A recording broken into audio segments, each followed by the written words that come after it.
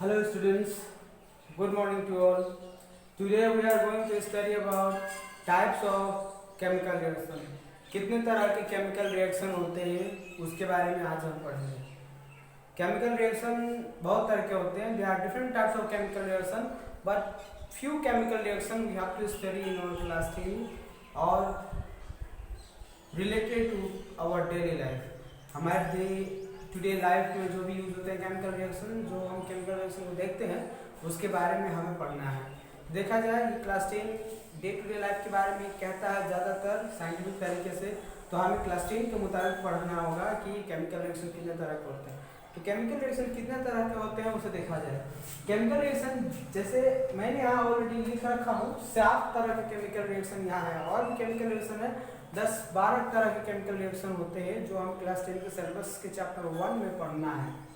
तो यहाँ देखा जाए केमिकल रिएक्शन का पहला टाइप का है combination reaction. Combination reaction means दो एलिमेंट या कंपाउंड कंबाइंड होकर के एक सिंगल एलिमेंट या सिंगल कंपाउंड फॉर्म करेगा. दो एलिमेंट, चाहे एक एलिमेंट एक कंपाउंड, चाहे दो कंपाउंड मिलकर के एक ही कंपाउंड फॉर्म करे, मतलब क्यों ओवरऑल मिलाकर के हमारा कंपाउंड ही फॉर्म करेगा इसमें. तो इसमें हमें देखना है केमिकल रिएक्शन का फॉर्मेशन क्या प्रोडक्ट दिया. तो केमिकल रिएक्शन का फॉर्मेशन दो एलिमेंट एक कंपाउंड, दो एलिमेंट एक कंपाउंड, जैसे पानी बन रहा है तो हाइड्रोजन ऑक्सीजन कंबाइन होकर हमारा पानी बना है. यहाँ कार्बन और ऑक्सीजन कंबाइन होकर कार्बन डाइऑक्साइड और नहीं बना. ये कार्बन हमारा कोल COAL कोल का है, और COAL कोल ये पत्थर कोयले की बात है. तो ये हमारा कोल जो है कंबाइन हुआ ऑक्सीजन से और होकर के हमारे यहाँ दिया हीट और कार्बन डाइऑक्साइड. अब आते हैं कैल्शियम ऑक्साइड. कैल्शियम ऑक्साइड जो चूना, सूखा चूना होता है, उसको हम अगर पानी में मिक्स करते हैं तो सूखा चूना अगर पानी में मिक्स करते हैं तो क्या होगा कि जैसे पानी मिलाते हैं कुछ देर में वो पानी खौलने लगता है, यानी कि उसमें हीट का प्रोडक्शन हुआ. ये केमिकल रिएक्शन है. मगर इसमें क्या देखने को मिलता है कि हमारे पास कैल्शियम ऑक्साइड और वाटर कंबाइंड होते ही हमें यहाँ दिया कैल्शियम हाइड्रोक्साइड और हीट का फॉर्मेशन. जो चूना खैनी में खाते हैं लोग वही ये चूना है जिसको CaOH कहा जाता है. नेक्स्ट में देखा जाए decomposition reaction. Decomposition, D means degrade, destroy, मतलब कि जो एक कंपाउंड था उसको तोड़ दिया जाएगा, दो पार्ट में या दो से अधिक पार्ट में तोड़ दिया जाएगा. तो क्या है, स्प्लिट इनटू 2 और मोर सब्सटेंसेस अंडर अ कंडीशन. किसी कंडीशन से ही होगा ना. तो वो कंडीशन में देखिए CaO3 है हमारा, कैल्शियम कार्बोनेट है. कैल्शियम कार्बोनेट जो पेंट किया जाता है वो ये वाला है, और सूखने के बाद जो दीवार में बन जाता है, दीवार में जो बनता है वो CaO3 है. कैल्शियम कार्बोनेट होता है, धूप से सूखते जाएगा, बाहर का एयर से रिएक्ट होते जाएगा और लास्टली CaCO3 हो जाएगा. ये CaCO3 को जब हीट करते हैं तो हमारा कैल्शियम ऑक्साइड और कार्बन डाइऑक्साइड का फॉर्मेशन किया, यानी कि एक हमारा कंपाउंड है, ये कंपाउंड टूटने के बाद दो कंपाउंड का फॉर्मेशन हुआ तो स्प्लिट हो गया. ये सिंगल वाला दो में स्प्लिट हो गया, इसलिए डिकम्पोजिशन रिएक्शन. सेम केस यहाँ भी है. वाटर है, वाटर में इलेक्ट्रिसिटी डालते हैं. पानी ले लिए हम, उसमें दो वायर डालते हैं पॉजिटिव नेगेटिव चार्ज कैरी करने वाला. तो जैसे डालेंगे तो पता चलेगा कि एक तरफ से दूसरी गैस निकलेगी, एक तरफ दूसरी गैस निकलेगी, और वो जो दोनों गैस होंगे एक हाइड्रोजन होगा एक ऑक्सीजन होगा. इस तरह से हमारा वाटर भी स्प्लिट हो रहा है, वाटर भी डिस्ट्रॉय हो रहा है हाइड्रोजन ऑक्सीजन मॉलिक्यूल में, जो कि इस तरह कन्वर्ट हो गया ये. उसके बाद ये सिल्वर क्लोराइड है. तो सिल्वर क्लोराइड जो है धूप में रखते ही सिल्वर अलग हो जाता है और क्लोरीन अलग हो जाता है. तो ये सब क्या है, ये सनलाइट के चलते हुआ, ये हमारा इलेक्ट्रिसिटी के चलते हुआ, ये हीट के चलते हुआ. तो हम इसको नाम दे सकते हैं, इसको हम बोल सकते हैं thermo, THERMO, thermo chemical, CHEMICAL, thermochemical reaction. ये हुआ इलेक्ट्रिक के चलते हुआ, तो हम इलेक्ट्रो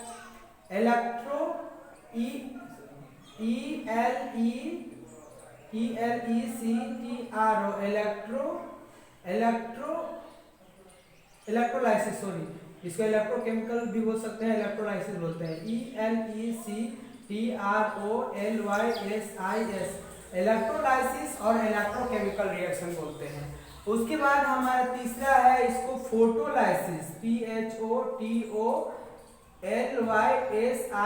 फोटोलाइसिस या इसको बोलते हैं हम लोग फोटोकेमिकल। फोटोलाइसिस या फोटोकेमिकल रिएक्शन बोल सकते हैं, इसको इलेक्ट्रोलाइसिस और इलेक्ट्रोकेमिकल रिएक्शन बोल सकते हैं।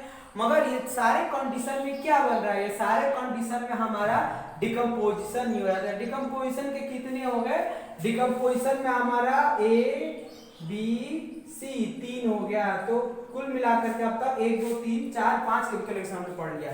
नेक्स्ट में देखते हैं डिस्प्लेसमेंट, मतलब अपना प्लेस चेंज करता है। एक एलिमेंट दूसरे एलिमेंट पर जाएगा और वो एलिमेंट अलग हो जाएगा उस कंपाउंड से, तो ये क्या करता है डिस्प्लेसमेंट। डिस मतलब प्लेस को चेंज करना। यहाँ देखिए हमने लोहे को कॉपर सल्फेट सॉल्यूशन में डाला, हमारे पास कॉपर सल्फेट सॉल्यूशन था, हमने उसमें लोहे को डाला। ये कॉपर सल्फेट सॉल्यूशन में मान लेते हैं हमने इसमें लोहे को डाला, और कुछ देर बाद जब हम उसको निकालेंगे तो निकालने के बाद जो डूबा हुआ था सॉल्यूशन में वो लाल हो जाएगा, जो कि हमारा ग्रे कलर का था। ये क्या हुआ, डिस्प्लेस कर जाता है। तो यहाँ देखिए Fe अकेला था, यहाँ Fe कंबाइंड फॉर्म में आ गया, डिस्प्लेस हो गया, जगह चेंज कर लिया। ठीक उसी तरह यहाँ कॉपर कंबाइंड था तो यहाँ अलग हो गया। तो उसी तरह से हम नेक्स्ट में देखते हैं हमारा लीड जो है Pp जो है वो यहाँ चला आया, और फिर से हमारा यहाँ जो है कॉपर यहाँ अलग हो जाता है। तो ये देखिए क्या है, ये असल में है कि लीड हाई रिएक्टिव है कॉपर से, तो जो रिएक्टिव होता है प्रोटॉन के साथ चला गया, ये अलग हो जाता है। लोहा कॉपर से रिएक्टिव, इसीलिए सल्फेट के पास लोहा चला जाता है और हमारा फेरस सल्फेट हो जाता है। तो ये डिस्प्लेसमेंट हो रहा है, हाई रिएक्टिव लेस रिएक्टिव को हटा के वहां जाके सेटल हो जाता है। नेक्स्ट में देखते हैं double displacement. Double displacement reaction में क्या होता है कि दोनों का एक एलिमेंट, दोनों कंपाउंड में जो एक एलिमेंट होगा वो एलिमेंट ट्रांसफर हो जाएगा एक दूसरे के पास। इसमें क्या होता है, यहाँ देखिए हमारा सोडियम यहाँ है, ये सोडियम चला आया इसके पास क्लोरीन के पास, और वही हमारा ये बेरियम जो है ये यहाँ चला आया सल्फेट के पास, तो बेरियम सल्फेट हो गया। तो ये देखिए किस तरह से दोनों ने एक एक अपना इंटरचेंज कर लिया, तो ये इंटरचेंज कर लेता है अपने एलिमेंट्स को।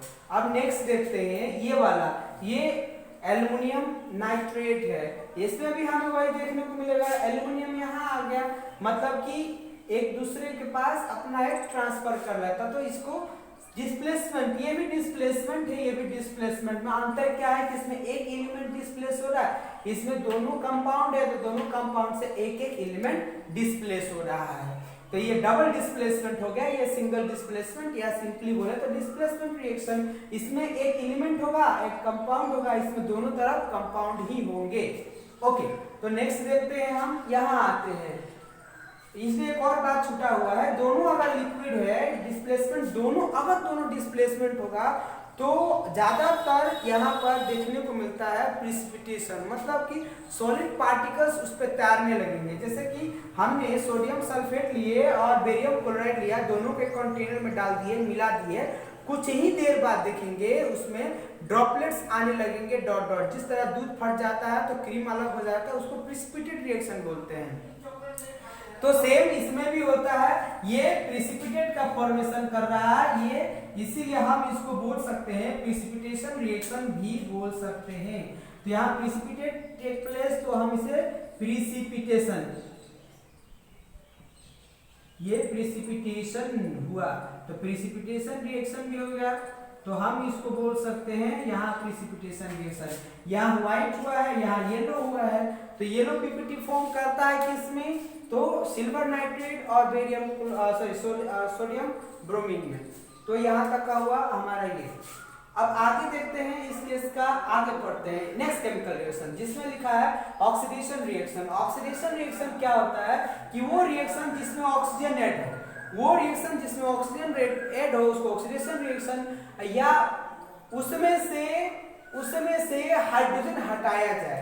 तो देखिए इसमें ऑक्सीजन ऐड हो रहा है, ऐड हुआ, यहाँ ऐड हो गया, इस केस में क्या हुआ, हाइड्रोजन जो है ये हाइड्रोजन अलग हो रहा है, तो हमारा फिर यहाँ यहाँ पर हमारा हाइड्रोजन आ गया। तो क्या हुआ, एक में हुआ ऐड, एक में हुआ रिमूव।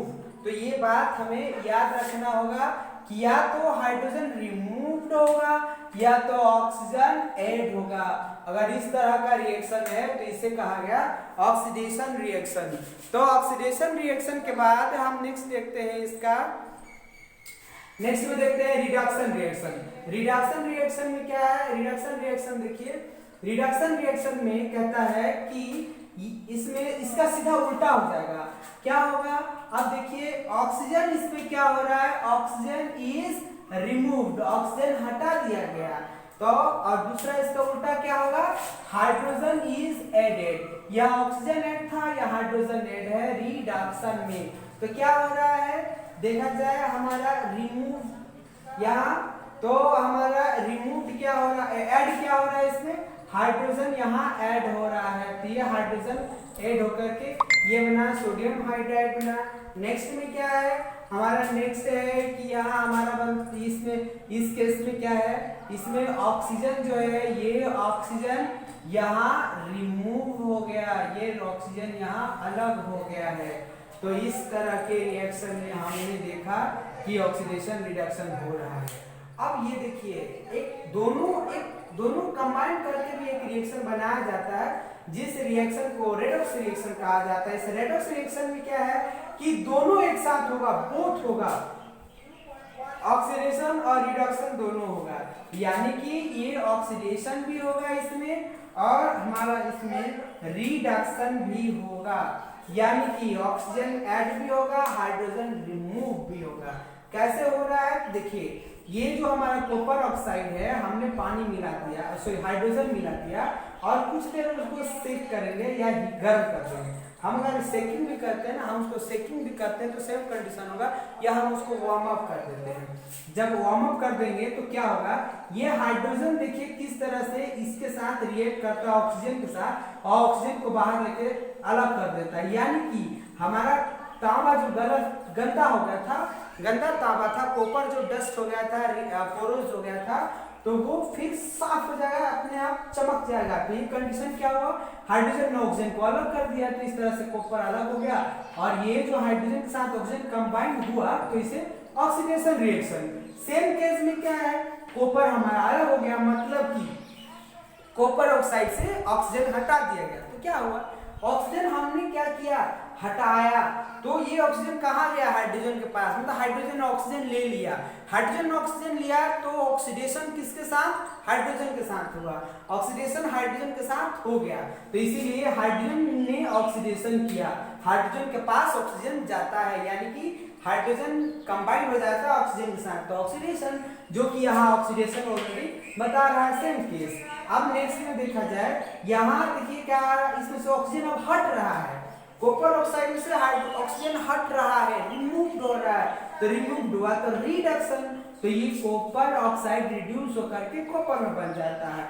दूसरा रिएक्शन मैंगनीज ऑक्साइड देखते हैं। मैंगनीज ऑक्साइड में क्या है, तो MnO है, तो इसमें क्या है, ऑक्सीजन हटेगा, ऑक्सीजन हट रहा है तो इसके साथ रिडक्शन हो जाएगा, ऑक्सीजन हट गया रिडक्शन। इसमें हाइड्रोजन में क्या हुआ, ऑक्सीजन ऐड हो गया, ऑक्सीडेशन। तो इस केस में हमारा टोटल फॉर्मेशन इस तरह से होता है। ओके, क्लोरीन एक अलग भी है, गैस बन के निकल जाएगा। ये क्लोरीन जो दिखाया गया ना, ये गैस में फॉर्म करके निकल जाता है। ओके, नेक्स्ट देखते हैं हमारा नेक्स्ट रिएक्शन, क्योंकि ये एसिड है ना, ये एसिड है, हाई कंसंट्रेटेड एसिड होता है, तो इसमें रिएक्शन करने के बाद क्लोरीन गैस बन के निकलता है। अब नेक्स्ट है ऑक्सीडाइजिंग एजेंट क्या होता है, oxidizing agent, reducing agent. Oxidizing agent क्या है देखिए, तो लिखा है कि the substance which undergo reduction, मतलब कि जो रिडक्ट हो जाएगा, जो रिड्यूस हो जाएगा, तो जो रिड्यूस होगा तो क्या रिड्यूस होगा, क्या रिड्यूस होगा, रिड्यूस माने ऑक्सीजन को हटना, रिड्यूस माने ऑक्सीजन को हटना हुआ, रिड्यूस होगा, जो रिड्यूस होगा ऑक्सीजन हटेगा। ऑक्सीजन किससे हट रहा है, कॉपर ऑक्साइड से ऑक्सीजन हट रहा है, तो इसको हम बोलेंगे reducing, sorry oxidizing agent, oxidizing agent. और सेम इज रिड्यूसिंग, तो जो बाद में ऑक्सीडाइज हो जाएगा, ऑक्सीडेशन को फॉलो कर लेगा, मतलब कि अपने ऑक्सीजन सटा लेगा। ऑक्सीजन कौन कौन सटा रहा है, इसके साथ ऑक्सीजन सट रहा है, इस केस में ऑक्सीजन सट रहा है, HCl में ऑक्सीजन सट रहा है, हाइड्रोजन में ऑक्सीजन सटा, ये हुआ इस केस का, ये हुआ रिड्यूसिंग एजेंट। और इसमें ऑक्सीजन सट रहा है तो ये हुआ रिड्यूसिंग एजेंट। तो याद रखें एग्जाम में पूछा जाता है what is oxidizing, what is reducing agent. तो this is all about our type of chemical reaction. और कुछ बचा हुआ है तो अगले वीडियो में मैं कुछ remaining type of chemical reaction अगले वीडियो में आपको फिर से बताऊंगा। तब तक के लिए thank you to all, good day to all. हाँ, और यदि और कुछ पूछना हो you can just send me a mail और can ask me through this channel, and please like and share to other friends. Thank you.